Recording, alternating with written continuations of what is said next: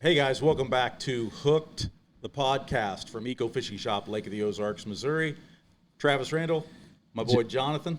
Yes, sir, man. Kayak Anglers Resource. It's kind of a mouthful, but that's what we're trying to be here. That's what we want to be here. Absolutely. Today, guys, we want to talk a little bit about a new angler or just being new to a kayak. How to make your decision, buying decision. We just want to kind of go over that. Some of your seasoned anglers or kayakers kind of have an idea, but the sport's growing, boys. So we want to make sure that we help you make the right choice and are an absolute resource to the angler. Yeah, I mean, there's a lot of questions, especially buying your first kayak. Things to think about when you're going into it before you get to the shop. Of course, there's unlimited amounts of research that you can do between YouTube and manufacturers' pages and all that information there. But really, it comes down to the angler. Absolutely. And, and each of us, I notice when we're talking to customers or friends, we have different ways of getting to the same end, really. I mean, we're all looking for, whether it be body of water or budget or what you're fishing for or what size person it is, all the questions are kind of go back to the same thing, and that's just finding something that just suits you and works for your application. Yeah, so there's like if a kayak angler or a guy buying a kayak came in today, typically one of the first things we ask them is, what body of water are you fishing? Are you fishing rivers? Are you fishing mainly lakes? Do you want to be able to fish both? Really, that's one of the biggest questions that you probably should ask yourself when you're starting to buy a kayak. Absolutely. And then you also have to filter through personal opinion versus, what you like. That's why one thing that I do a lot is, especially say on accessories, someone has asked me, what do I need? I'm like, get it on the water. Figure, you're going to know that once you get on the water and you realize that, hey, I wish this was here and that was there. That's kind of the big thing, is just getting out and trying. What works for somebody else may not work for you. I know a lot of times when you get somebody in here looking for something for the river and they want to know what's the best drive system for the river, personally, zero. For me, I don't like a pedal drive or a motor in the river, and most likely it's because of the bodies of water that I'm in. I don't want to tote it. So that may not be what everybody likes. So, you can use a PDL or a fin drive or whatever in the river. So you really got to filter through just personal opinion as well. Yeah, and that's my next kind of thought process is, we want to know what they're fishing, but we also want to know how they're gonna they're gonna paddle that boat. Do they want a motor? Do they want to drive with a pedal drive, whether that's fin or a prop style? A lot of that comes down to personal preference. I know fishing big lakes, I would much, rather have a motor on the front or just in the kayak in general. A lot of these bigger lakes, especially fishing tournaments, you want to make some of those runs that guys that are paddling don't run, or those guys that are pedaling may not want to go that far from, the ramp that you've picked. A lot of that factors into how you've, pre-fished, or if you got to pre-fish, or your map studying and all that. But my preferred way, and maybe that'll change with me just getting that topwater PDL, I really like having a motor on the front of it. Yeah, and as we said in episode 1, guys, and if you're new to us, that's awesome. Thank you for watching. But I am more of a recreational angler. I enjoy getting out there with my adult kids and friends. Johnathan is more of a big water tournament angler, and he does both, but his equipment needs to be suited for the big water that he goes on.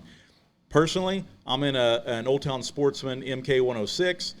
I absolutely love it because I can go get on that big water with my motor, run around, but then I can also take that motor out, throw the hatch cover in, and I can go jump on a small river or creek, and that boat's just fine for me. So, yeah, it's absolutely suited to what body of water, but then also, some people need versatility.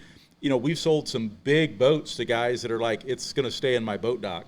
So I would never think that would be the best boat for that guy, but if he's going to leave it there all the time, at Lake of the Ozarks, you might as well get the biggest, something that'll cut water and be as stable as possible. Yeah, handling that big water is completely different. It's, and that's where, size plays into that. Not only transporting it but storing it.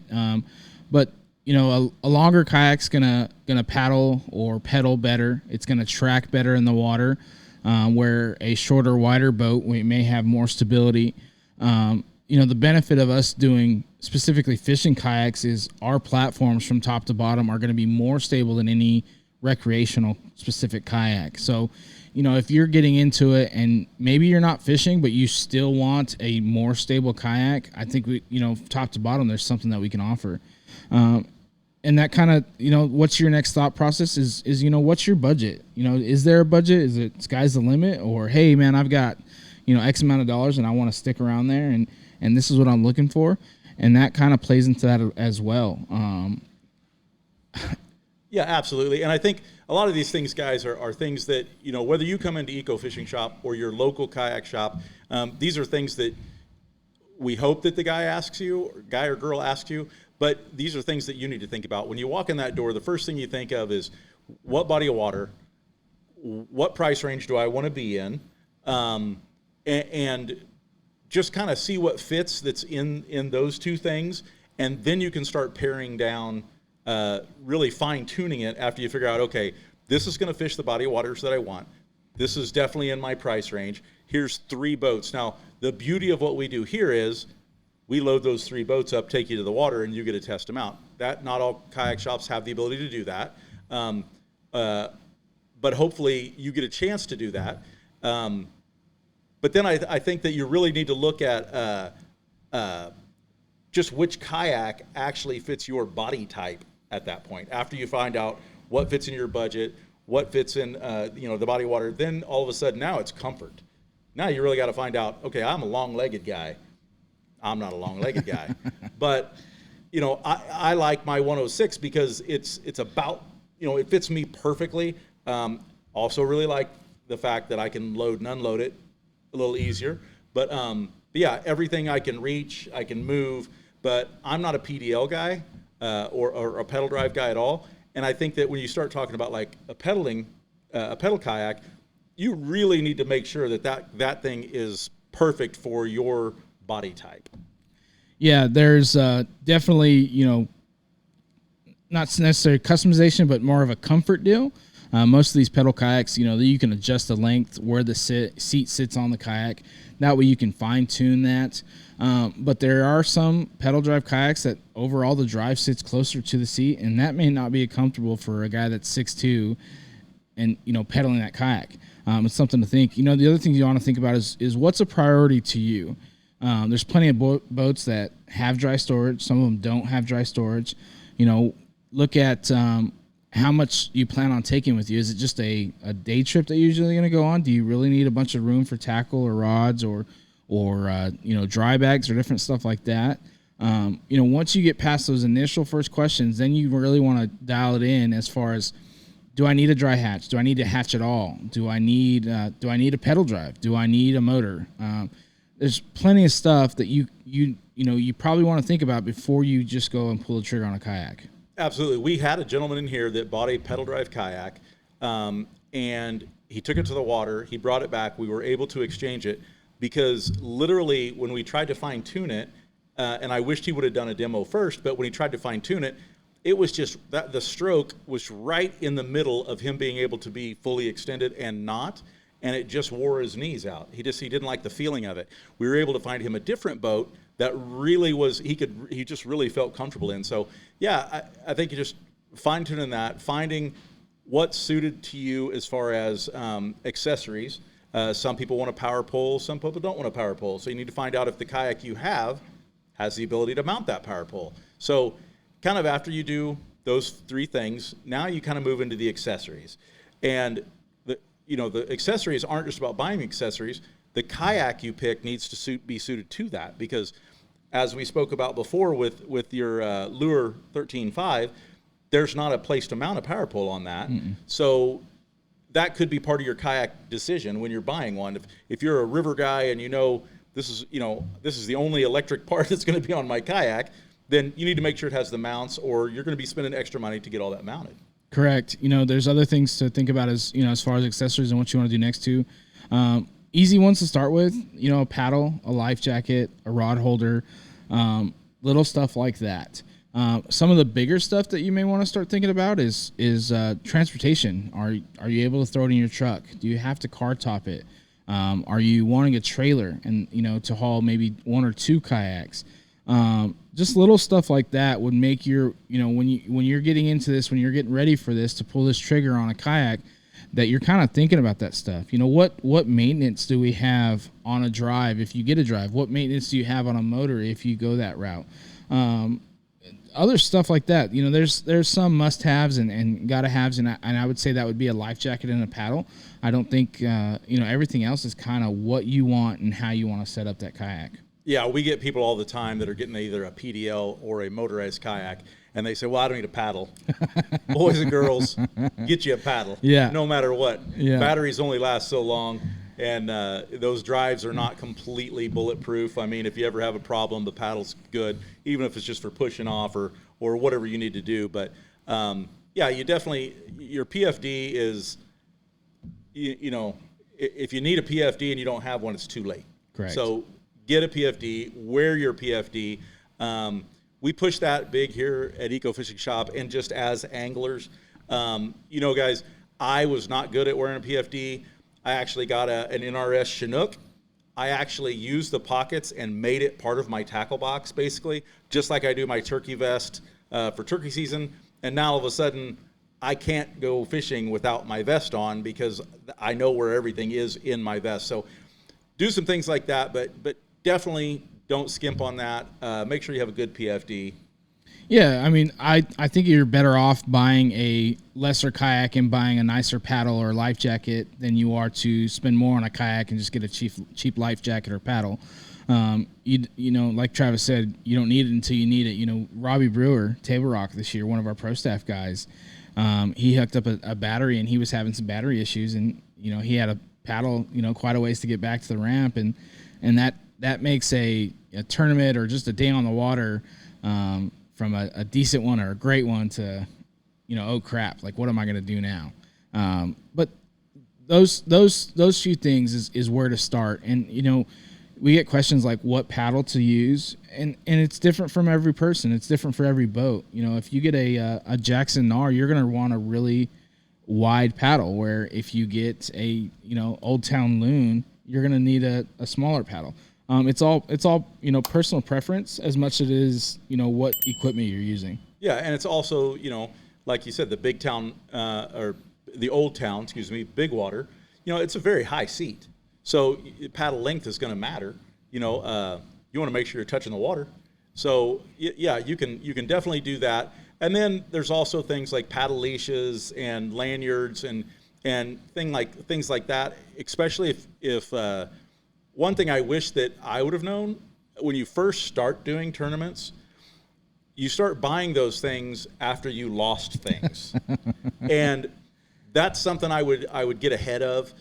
Your catch board, you lose it, your tournament's over. So, get a lanyard for that.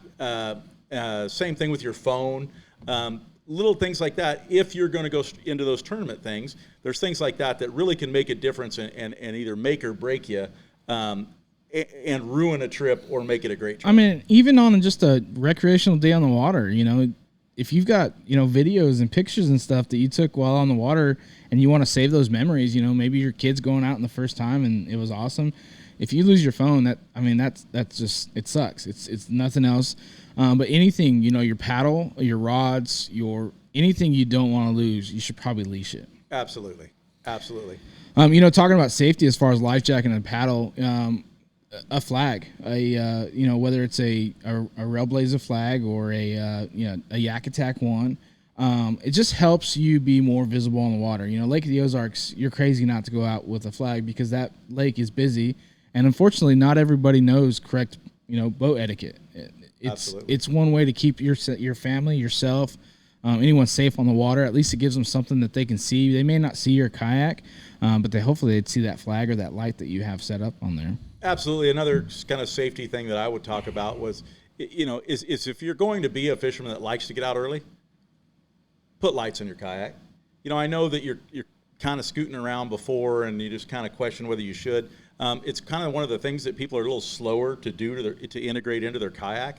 But man, if you're one of those guys that likes to get out early or stay a little bit late, it could save you, man. Especially we're on Lake of the Ozarks, so we see the worst of the worst here. But make sure it's not that expensive to put lights on a kayak.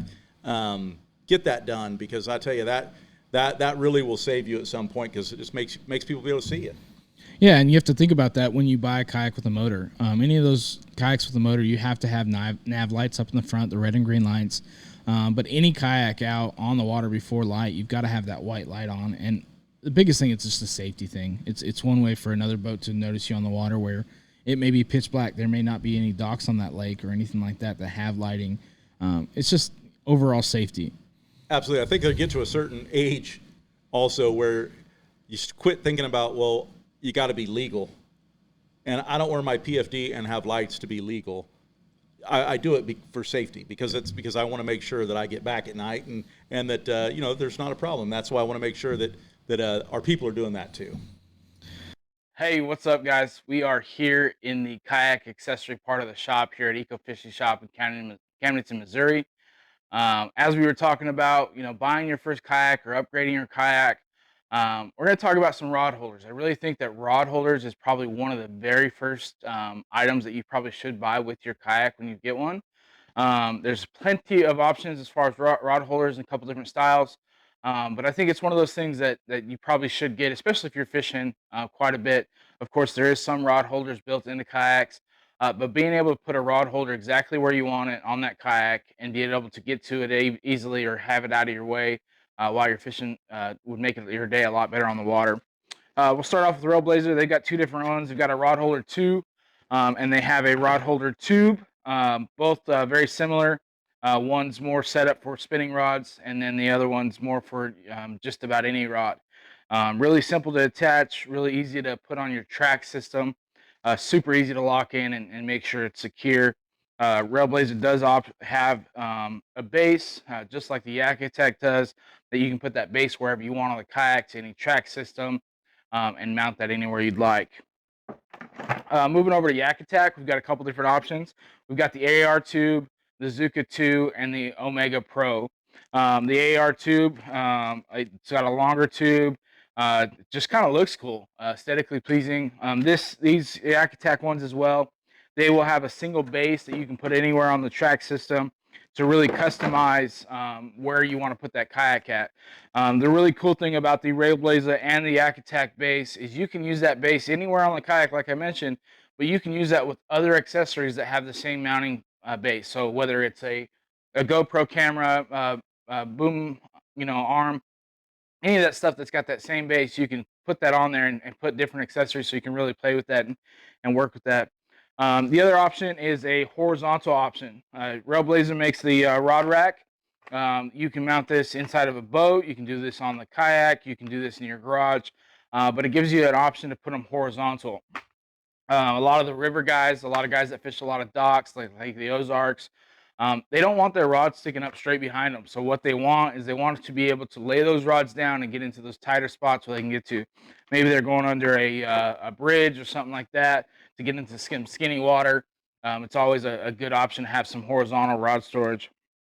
We also have Yakit here in the Camden store, and we're looking at getting it online as well. But Yakit's another option that they make them with 2, 3, and 4 rod holders, and it's also got a spot where you can run a stakeout pole or a micro power pole through it and hold that as well. Again, these are nice because you can put them on the left side or the right side of your boat. They're not sticking up straight in the air. You don't have to worry about breaking them. If you run into a dock or something else, it's really convenient, especially on the river. Where you may have a lot of debris or trees and they'll hanging over. You don't have to worry about your rods getting stuck or broken off on a tree. My personal favorite, I really like the Omega Pro. It's super easy to use. They've got the extended arm as well, so you can really dial in where you want to put that rod, where some of the other ones are just a regular base. But you can, adjust that to different angles, different locations. You can put it in front of you or back of you. extend it out or pull it back further. For that matter, you can put it over the side further out, say if you're trolling or something like that. There's really a lot of options of how you can set this up. If you guys are, getting a kayak, like I said, I definitely recommend a rod holder, especially if you're fishing, as one of your first, accessories, besides like a life jacket and a paddle and that good stuff. But that's just my personal preference. But again, I'm fishing more than I am just, pleasure kayaking.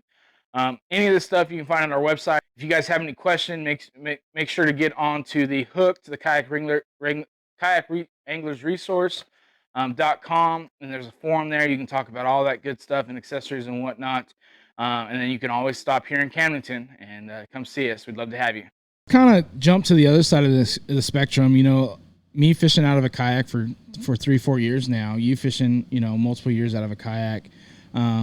What are some things that you would suggest someone upgrading or getting their next kayak to keep in mind when they're coming to a kayak shop or looking online or doing research? I would say if you're stepping up to, you're talking about going to the upgrade, the next kayak. The first thing I would do is write down the 3 biggest issues you have with your current kayak. Solve those problems.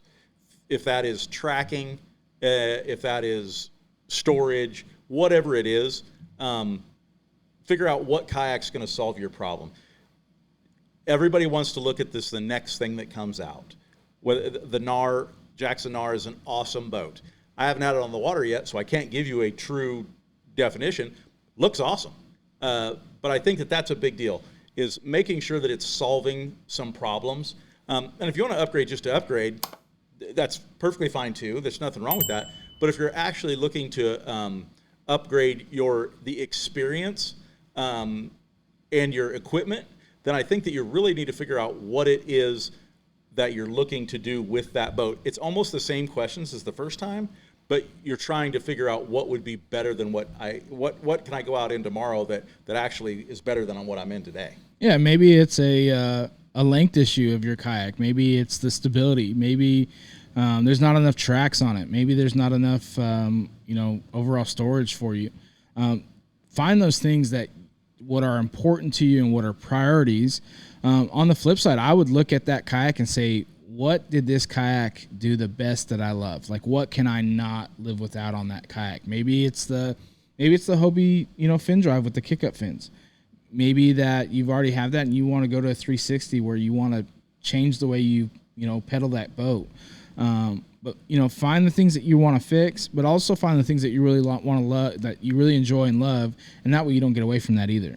Yeah, and I would also look for a shop. Like I said, we do demos that will do that because I love brand loyalty. We have a lot of guys that are loyal Old Town customers, loyal Feel Free, Hobie, Jackson, whatever it is, that are loyal to that brand.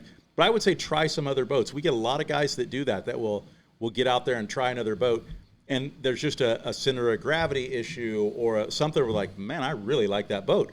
And I think it's always good to get out there in some other boats. A lot of times what we do is we'll go out with 3 or 4 guys and just swap boats. And there's a lot of that you can do that you can actually kind of see what fits you better and kind of get, fine tune what your next step is. It's hard for us because we walk through here, and if I could take 2 pieces off of every kayak in here, I could make the baddest kayak on the planet. But might look like Frankenstein. Yeah, but there's a lot of kayak companies do a lot of things well, and you just need to figure out which one's for you.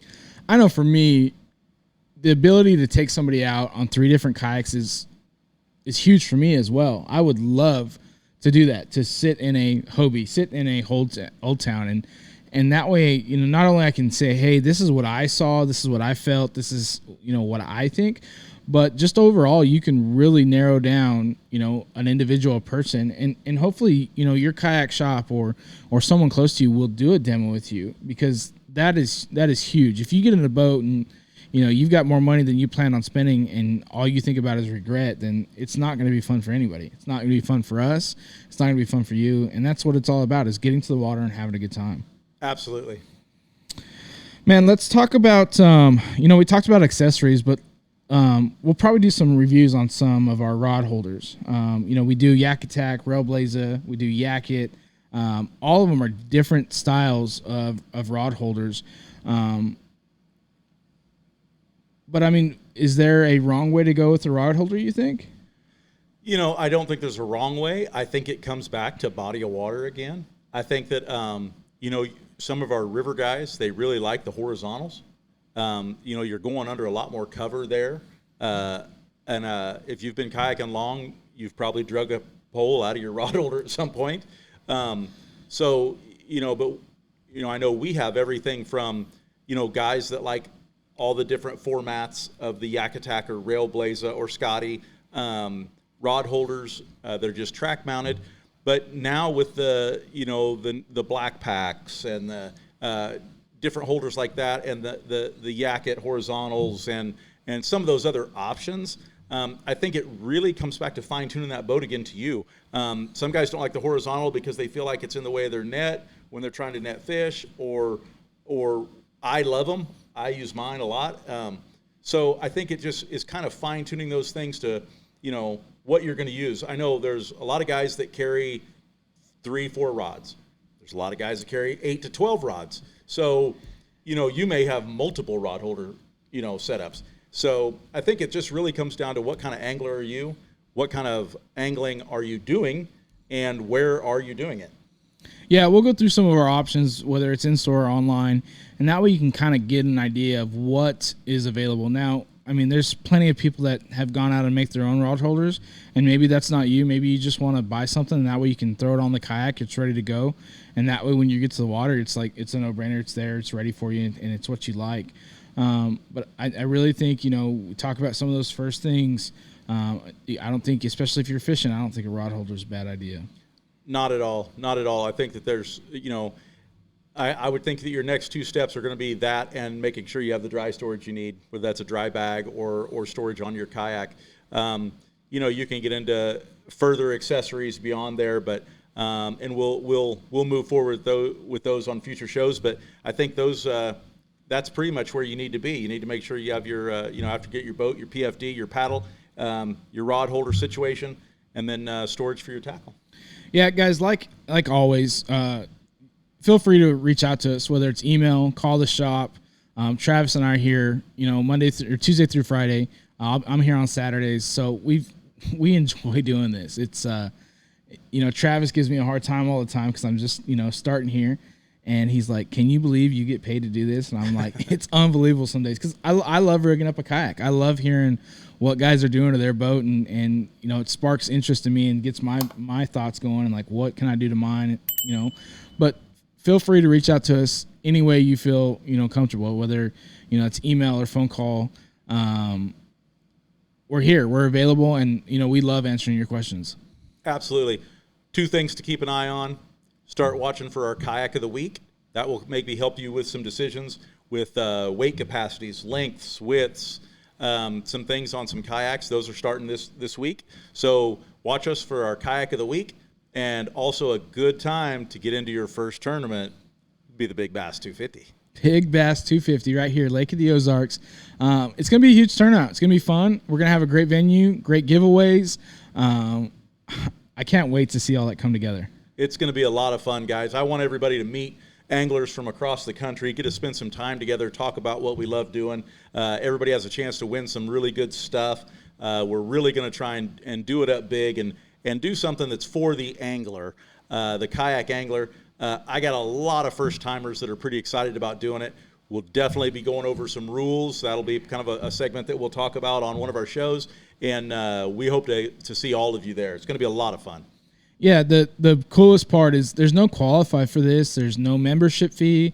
There's no hoops to jump through. You sign up, you've got a chance, just like everyone else, at $10,000 for one bass and another $10,000 for first place, and you can't beat that.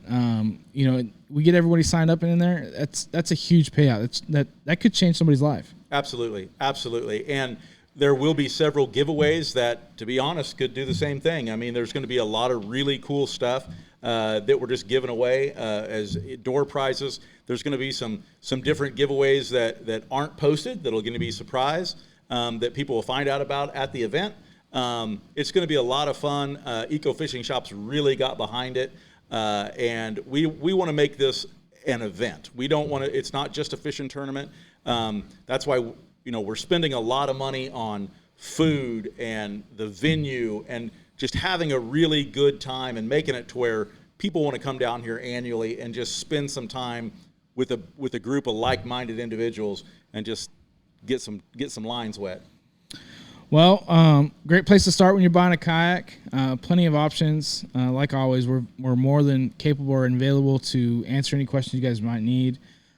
Travis, what else? Anything else you can think of? That's it. We look forward to hearing from anybody and everybody. Like Johnathan said, man, we love just to talk the talk, and we love the game. So you guys give us a call. If you're rigging up a kayak, we do it here all the time. So if you need help with anything, feel free to give us a shout at any time. We love doing it, and you may teach us a thing or two. So we just love the community and want anybody and everybody to reach out. You can either do that by phone, email, through social media, but another great way is on our forums. Mm-hmm. You can start a forum chat in there and see who answers the question throughout the entire forum. So yeah, just get a hold of us any way you can. The forum is hooked, the Kayak Anglers Resource, same as the podcast, so it's really easy to remember. But like you said, you can literally create any kind of question or thought process. Maybe you want to talk about just fill freeze or just a specific line of boats or maybe just motors or propulsion type. All that's available to you. There's no membership, there's no fee, there's nothing to get in there. You literally sign up and that's it. So it's a huge opportunity, not only for guys that are experienced, but guys that are just getting into it. And kind of, a resource for you all. Absolutely. Guys, thanks for your time. We appreciate it. This was episode 2. Be back next week with episode 3. Let's go.